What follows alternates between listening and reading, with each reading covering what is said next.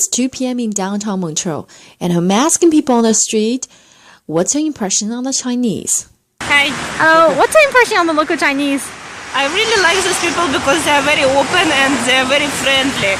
C'est des gens super réservés. Oh, ok. Très réservé. Et toi, tu penses de cela La même? même chose, pour les gens, on n'a pas vraiment l'occasion de se rencontrer. Okay. To use one word to describe your impression on the Chinese? Friendly.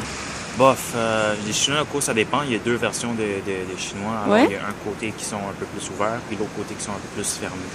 Les Chinois, ils sont bons travailleurs, Travailler. commerçants. Ouais. Just un mot pour décrire, par exemple? They work hard. I like the culture a lot. Like, I think it's way more interesting than what we have here. Like, it looks way more, like, it has a lot more history than what we have. So, I don't know, I really enjoy it personally. So, what do you think about it? Welcome to the Montrenese. Joining us in the studio today are Louis is a specialist in industrial relations, and Josh is senior, majoring in French studies in Concordia University. I think that video was really interesting, and actually, as we saw, we can see that there is not much contact between Chinese and Francophone in Quebec. I think the whole world has an impression of Chinese people, like maybe like they're very hardworking. There's a lot of positive things. Very hardworking, like very studious. They like to study a lot. I would say Quebecois, they think that Chinese is hardworking. I would say probably they have the same idea that Anglophone on that.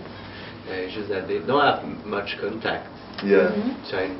Yeah. So we see them in the street, we see them around, but we never talk to them. Yeah. We know they work at Dépanneur. It's so true that, yeah. But we never share feelings or anything. But talking about the language, you guys think language is a key factor that makes people misunderstand the Chinese? It's probably not the only one. I would say every minority that come in Quebec, even if they speak French, they tend to stay in group. It's normal, it's human. So basically, you add a second challenge, of course, when they have to speak French and they don't.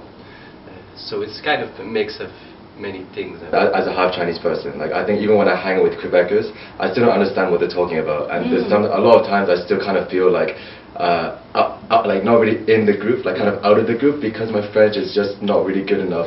Like I feel as if I have to stay here for many years before I can really integrate. Do you think culture could be also one of the reasons? Yeah, I think it's normal that the culture tend to do that. You know, if even when people from France come to Quebec, they tend to stay together. They don't hang out with Quebecois. Montreal is very special because English people and French people live in different areas. Language, you definitely have to have like a certain confidence. Like you have to really keep trying. Right, like right. I don't know how many Chinese people in Montreal like really like they want to learn French, but I mean if you like don't feel comfortable with it, then it's very difficult to really pick it up, you know, because I mean I feel the pressure, and I think a lot of Chinese people feel that pressure as well. But it's not like that actually. It's probably what we feel ourselves. But when you speak French to a francophone, they're so happy that you try that even if you make a bit of mistakes, then they're not gonna care. They just feel so respected that you try. We definitely need some suggestions and advices for people who are striving to learn French as Chinese, like me.